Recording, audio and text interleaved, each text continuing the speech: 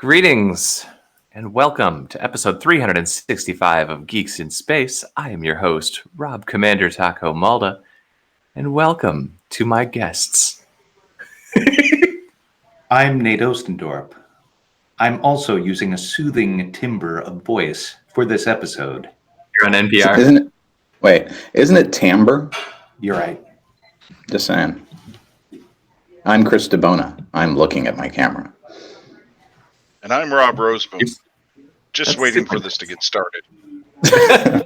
Enough of this bloat. Enough of this bloaty Enough. We all know who we are. No way, man. This is like your opportunity to drop down like your plugs and stuff. Like I'll be performing at the Comedy Den on 32nd Street. At Monkey's Laugh Factory down on Main Street. All right, folks. It is the doldrums of summer, and there is relatively little to discuss. But I did see now that the Hitchhiker's Guide is going to get a TV series on Hulu. I'm. You know, the track record of Hitchhikers-based media has been so stellar. Right. I think that this really is something that can't miss. I don't know. I like your. What do you think? I don't know. What I'm trying to say is, I don't think I think it's the Fantastic Four of book series. I don't think they can make a good movie. And I also think so. One of my friends replied to me on the Tweetsters about this, the Friendsters, the Facesters, and said, hey, with the right cast and crew, they could do it. And I'm like, I think they're all used up though. There's so many important, cool shows being worked on right now. I think they're going to be getting, Zack Snyder's, pool guy, to direct or something. It's not going to work. Man, for the Fantastic Four, you're going to be able to walk in and get somebody A-list. That's just my guess. What we're talking about. Hitchhiker's Guide to the Galaxy. So if they're the Hitchhiker's Guide to the Galaxy, I'm not sure that you're going to get the A-list. I think that you're going to get one of the guys who did Lost, and another guy who did a bunch of stuff that you've never seen. Yeah, exactly. Yeah, that series holds a special place in my heart, as I'm sure it does to a lot of folks. It was the first kind of funny series that I read that I realized that you could be smart funny too. Yeah. Sort of as a young adult. Sort of in the same way I was obsessed with Judy Bloom books. I was in third grade, Right. Tales of the Fourth Grade. Right. Are you there, God? It's me, Rob Roseboom. Well, maybe that one was a departure from the rest of the series, but yeah. So Hitchhiker's Guide holds a special place, but you're right. The TV series, the special effects weren't exactly special. And the movie was terrible. The thing about the movie, and I always think about this, the movie had the parts. And that's what pisses me off. Sam Rockwell, he was pretty cool in it and pretty well cast. The special effects were awful, but he was there. Alan Rickman, good. The special effects for him were good. They had The Hobbit, good. They had The Hobbit. They had Zooey Deschanel, good. They had Bill Nighy as a Slutty Bartfast. Dude, how does this movie not So I have a theory about why the movie won't work, and I have a theory about why the TV series can work. The reason is that the book itself is so heavily dependent upon the weird Douglas Adams interjections where he goes on a silly little tangent. Narrator and in the book, comedy. that's framed by you reading a page out of the encyclopedia, which is fantastic, and it works really well in a book, and it will work really well in a radio show. It doesn't work really well in a movie, because in a movie, to have an extended exposition done by silly voiceover slows down the action of a visual medium. However, a TV show can use that. You can have 4 little segments from the book and the full Family Guy the TV show. Yeah, they can go full Family Guy and just cut over and then cut back. It's funny because in Good Omens, it's the 3rd or the 4th episode of the 6 or 7. It's basically completely just backstory material, and it's and here's 6,000 years of backstory. and told entertainingly, and you're like, Right. okay, and then they go back to the story, on the next episode. And that might be the best episode, because that's the one episode where you get the really strong character connection between the angels. Yeah. But I think that I've always felt that Hitchhiker's Guide would make a better TV show. It's the same thing as Sandman. There were, for years, people were saying, let's make a Sandman movie. That is not the right vehicle for something that's formatted in that way. Even Watchmen. Watchmen I always thought was better suited for a TV show than for a movie. Yeah. Just, I guess, why the movie is like a 3-hour-long Zack Snyder thing. Or fast, yeah. So I can't talk about Hitchhiker's Guide to the Galaxy without thinking about that. I bring this up probably every 3 to 4 months, where when you're looking at something and it has a really terrible user interface, and I will say this phrase: "Oh, it's got a black button that lights up black when something black happens," and then you press another black button and it changes the black button to another black, and people are like, "Yeah, it's really a bad user interface," and I'm like, listen, you don't even understand bad interfaces until you read the Hot Black Desiato chapter. I'm going to fly this into the sun. Yeah, right?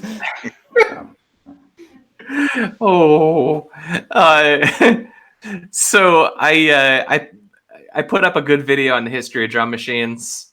Nate, you had transition roll of 1. You had a 303 or a 505. What did you have? I had an MC 303. Cowboy Neil, I believe, had an MC 505. Oh, come on! What about the 808, man? Well, that's the thing that was really cool about the video, is that they actually went back and showed some really weird, like, stuff from the 30s, like mechanical stuff and like stuff with weird built-in tape loops, and then they track it through. Yeah, pretty much crank powered. But then they sort of track it through, and they do a lot of stuff with Roland and like transistors, and then like the 808 and all that. And it's really well done. But for me, the thing that was really cool about it, and the only reason that I think is worth watching, is it's neat to see these really old inventions from way back in the day. Like, I didn't really like the 80s. Yeah, like I kind of know what an 808 does, but man, I was thinking that we should get like a drum machine so we can bring back some intro loops. It's been hundreds of episodes since we used those. Yeah. Now it's all software anyway. You just you've got it pre-installed as GarageBand on your Mac, and you can do way more than you ever could do with that stuff. But it was still cool. And that's why we have Justin Bieber. Connection made. Wow. No, my kid actually did, like, he had a class or something where they did GarageBand music with little loops and stuff. And that was like in 4th grade. Yeah, well, which proves again that basically up through 4th grade, it's just daycare with chalkboards, Right. No, it's true. But I mean, the tools that are available now are just so ludicrous that I mean, man, I remember monkeying around with Nate with your drum machine and just thinking like how neat this is, but how absolutely terrible the interface was. Is at the same time we were just playing with Pro Tools for the first time, and Pro Tools was like so amazing at the time and so garbage by today's standards. Oh yeah, well, we had a external 40 gig hard drive. Oh, Pro, dude, that's big. That was where we could keep all of that, really expensive to save audio material. Mm-hmm. Right? When's the last time that you worried about the size of an audio file? Well, these episodes end up being, I think, around 800 or 900 when I record them, on the server. So, but I have to assume that the volume of material of data is mostly the video. Yeah, it's absolutely the video. But no, I don't know. I think I have a whole thing about how technology is making stuff too easy. That's a different topic for a different day. Darn kids with their easy to use. So one of the, like, sometimes when you're about to go to bed and you're like, what do you think about before you go to bed? I think about, like, if I had a laptop or a phone with like Python installed and I was suddenly transported back to like the 60s. You'd be a god. Well, it's like, first of all, you'd have to figure out a really reliable power source, but from the 60s. I think the electrical grid is basically the same. Yeah. I think they had power in the 60s. But like, suppose you forgot your USB cable. Oh, well. And like, what are you gonna make your own, wireless charger back then, like an inductive charger? I guess you could do it, but yeah, you could get a 5-volt bench power supply and make a USB. Right, you'd have to like disassemble it though, right? And anyway, so I guess what I'm trying to say is, like, if you went back, because we have all these great stories about the Apollo computers and the Sage computers and the Athena systems and all the rest, and it's like, if you went back in time, what could you do? And it's just dumb. Anyway, let's keep going, gentlemen. Indeed. I shared another one that made me very happy, but it was bring back 2D animation, and this is a thing that's near and dear to my heart and has always been. As I'm sure longtime listeners will absolutely recommend remember my obsessions with 2D animation. Duck Pins did win a Eisner Award. I'm still a little bit mad that I didn't get the critical acclaim that I deserved. And by critical acclaim, I mean the opportunity to show it to some high-level hiring person at Pixar in 1998. Didn't you visit Pixar? What's that? Didn't you ever visit Pixar around? Yeah, I've been to Pixar. It's cool, but I mean, I never never showed them that. I never got to bring my demo reel, especially because I think I went there in like 2011. And in when I actually made that video, maybe that would have been somewhat impressive. But in 2011, that's not even the period on a joke. Yeah. But that's why you got to go back in time with Chris. That's right. Yep. Show your 3D animation. In 1989, you will be a god. To Buzz Aldrin and Neil Armstrong. Yeah. And they would just be like, well, we're done. We don't even need to go to the moon. We have duck pins. It was duck pins, right? Am I calling it the right name? You can call it whatever you want. And Hamster Havoc. I mean, come on. I at least got a sound credit on Hamster Havoc. That's right. I'll have to make sure to put these links in the description field so people in the description below. When you smash the like button, you can also click through and watch Duck Pins and raise my subscriber viewing numbers. I don't know how you metric that. It's engagement numbers. Okay, I worry about that a lot. I've never worried about that. So anyway, the article was about the Lion King and just kind of the use of the word live action for what is clearly like a CGI thing. So what's live about it? Is it? So I actually listened to an interview with Favreau, and he said that in that movie, there's like 1,000 shots or whatever. He says one shot is actually shot real footage of a real thing, real camera, and he says he'll tell people which shot it was later because he wants you to watch the movie and try to figure out which shot is real versus CG. So I watched The Lion King, and it is way more accurate of a translation than Aladdin, and Aladdin was pretty accurate. Aladdin, they really expanded Jasmine's role. They took away the tiger, they added a best friend for Jasmine, and they made Jasmine have sort of a story arc. So who played Jasmine? Nobody that anybody has ever heard of. Was it Aqua? The Lion King is way close to the original. Like the opening thing is almost shot for shot. So wait. Do you mean the original? The original book, animation by Disney Studios, not Kimba. If you want to be conspiratorial. Not the actual when it really happened. In the wild. Listen, I don't know anything about Lion King. I've never seen it. I mean, I just assume it's about a lion that eats a king and becomes king of. It's kind of that's how it works in the land of Hakuna Matata, which is somewhere near Borneo. Cartoon Hamlet in Africa. Ah, okay. Oh, I know there's like a bad cougar or puma or jaguar. Well, the hyenas are evil. But the main thing that you need to know is that Scar was voiced by Jeremy Irons and animated by Andreas Deja, and he might be the best character that Deja ever animated. So that's all people, I'm sure. Yes, that's my favorite animator, whose blog I actually read on a regular basis. Cool. So The Lion King is in a lot of scenes shot for shot, and they changed some of the jokes around.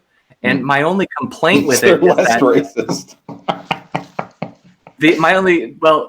I'm not sure about Beyonce for casting. They gave her like one verse of a song that was newly created for this version, but like, is she Jasmine's best friend? Yes. No, she's Nala. She's adult Nala. Oh, isn't Nala supposed to be the? So here's the thing. Literally everything I know about Lion King is probably because of furries who would talk about these characters in like vaunted terms.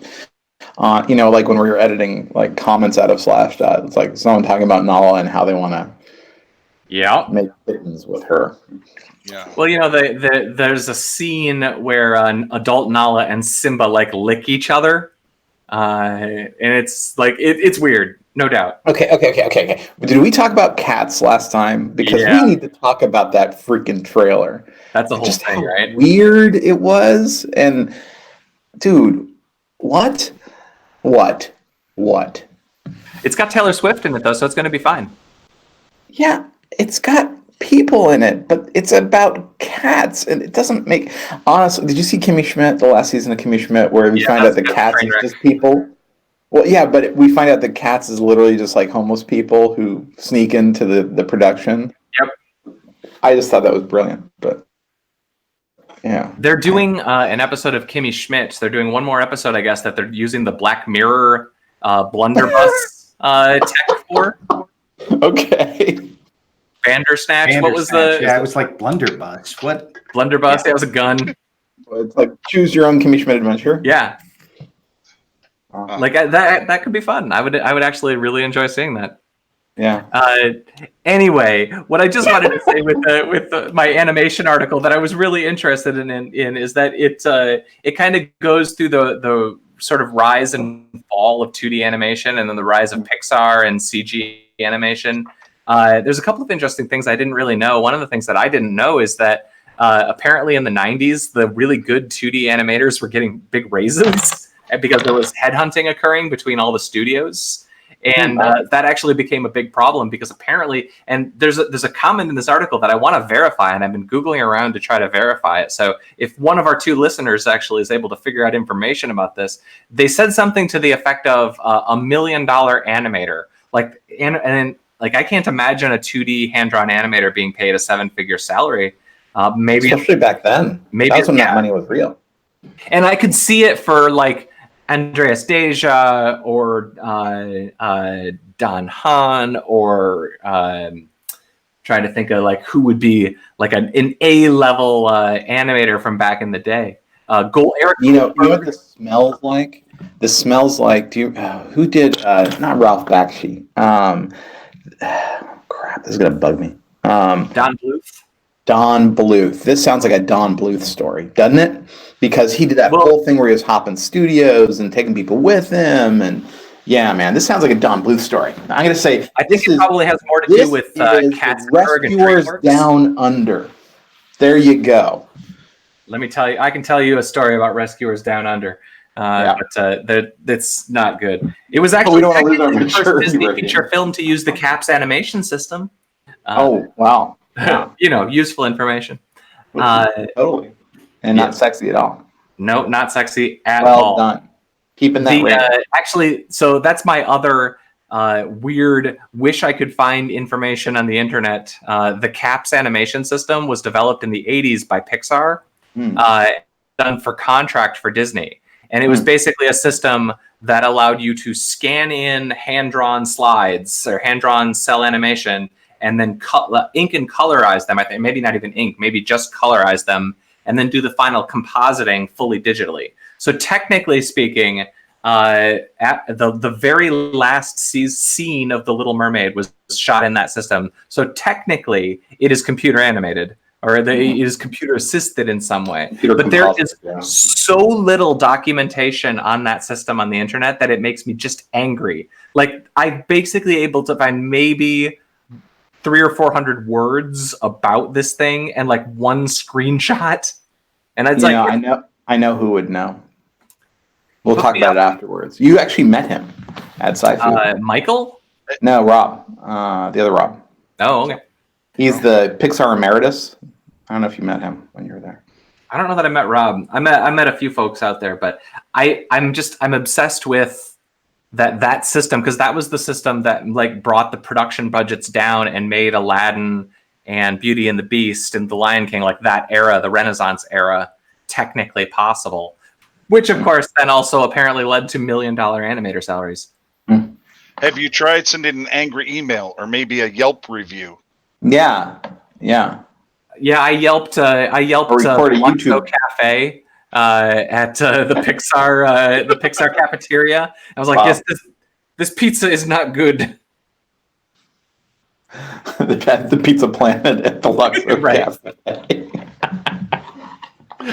Jeepers creepers. I had a good article on Click Farms, which was only interesting because they had like pictures of like walls of phones, which amused me. I mean, we all know about Click Farms, but that's a weird thing that exists now. Well, I'm just picturing like the poor. It's usually like the Philippines or somewhere like that, where they're like tap tap tap tap tap tap tap tap tap tap tap tap tap tap tap. You know, it's just like, yeah, that looks like what this is. It's a good little overview of the article. Or an overview of what's going on, but I don't think there's anything super technical that we don't know. You know, I wonder if like a person who works in a Click Farm, like when they get home, do they use their phone, or are they like, that's like work? You know, they dream of the day they can move up to Gold Farmer. Yep. Like I'm working on a promotion to get back into World of Warcraft, and then eventually they can go to the bootleg DVD factory. And start really living the good life. Wow. Bootleg DVDs. Oh, yeah. So the last one that I had on the list was the solar sail deployment. Yeah. So I haven't been really following this. Who's the expert here? Not me, said the guy. Mm-hmm. No. I can't believe that something's happening in space that no one on this call really knows that much about. Yeah, well, I thought... it was like a Kickstarter that actually ended up launching 4 reels, which like I just don't believe it. Makes it impossible. It's like one of those stories where it's like a leprechaun gets together with a magician and launches a spacecraft, and it's like, yeah, I don't know that I believe it, But apparently, they launched their little sail, and it's tootling off to God knows where, probably to stuck in the antennas of some poor satellite, and it's going to deny us space for a generation. Come on, Rob, you can say it. It did seem strange to me as well that it wasn't bigger news if it was successful. But evidently it was, because if you actively search it out, many, many different news sites are talking about it. But, well, maybe they shouldn't have launched it on like Robert Mueller Day. Yeah, maybe that's it. That's true. I don't know. I am kind of impressed that Kickstarter achieved that, since like I Kickstartered for like the Trogdor board game, and it took like a year and a half to get it. And these but are you now burninating the desert? I am burninating peasants. Peasants. Here's the thing about that game so far is my 11-year-old read the rules and then proceeded to play it with my wife, and then played a game with me, and I played it, and I gotta say, I think he's missing a rule somewhere, and I can't find the rule sheet, because basically we got into a perpetual stalemate. That's actually a really common mechanic that is problematic in under-researched board games. Yeah, board games aren't a joke, man. Yeah. You can't just stick a dragon on a piece of cardboard and expect it to work. I played a couple of pre-release ones at Gen Con, and like the perpetual stalemate ending is really unsatisfying. Well, I can do this, and then we can play forever. Okay, done. Yeah. Well, this wasn't even like Like, I feel like if we would have tried, we could have eventually got there, but we got to a place and it wasn't that either of us were making a decision, because it's actually a cooperative game. It kind of reminded me of Pandemic, where like you just think you're doing good, and then you draw the card, and then things pop up all over the board, and you're like, crap, I feel like I'm back 3 hours. But Pandemic has a built-in, the game's going to end soon, because there's a certain number of turns, and then Pandemic is impossible. But this didn't have any escalation whatsoever. So we just got to a point where the two of us would, kill a couple of peasants, burn a village, and then the game would give us more. So I have a question for you. 7. Do you think that we're part of the problem? We just talked about the light sail thing, right? And then we moved on, and we spent like 4 times as much time on Trogdor burninating the desert in Stalemate. And 19 times more time on 2D animation stuff that only Rob knows. That's right. true. But I mean, and that's fine, but are we part of the problem? Is this why the light sail is so ignored by popular culture? I think that there were several Judy Bloom books written about the subject that we should probably research. It's probably like a chapter in Fudge. Yeah, the unpublished Super Fudge sequel had him launched into space on a solar sail. Ultra Fudge in space. Ultra Fudge in space. Is Judy Bloom still alive? Obviously, the book would be called Space Fudge. Yeah, it's true. Thank you, Rob. Yes. Space Fudge. Are you there, Houston? It's me. Fudge. Awesome. Well, folks, I think it's time for us to wrap up the call. Thank you for hanging out. Do you guys want to say some goodbyes while I put up the slide? See ya. Goodbye, sweet viewer. Don't forget to like and subscribe, and click on the bell icon. And retweet a light sail story. Yeah, really. Media do. It was solid for the photon-based community, Yeah. I'm going to go escalate something. See you later. All right, folks. This is episode 365 Geeks in Space. Oh, wait. We were doing the NPR voice. Thank you for listening to episode 365 of Geeks in Space. I am Rob Commander Taco Malda. Please share and enjoy.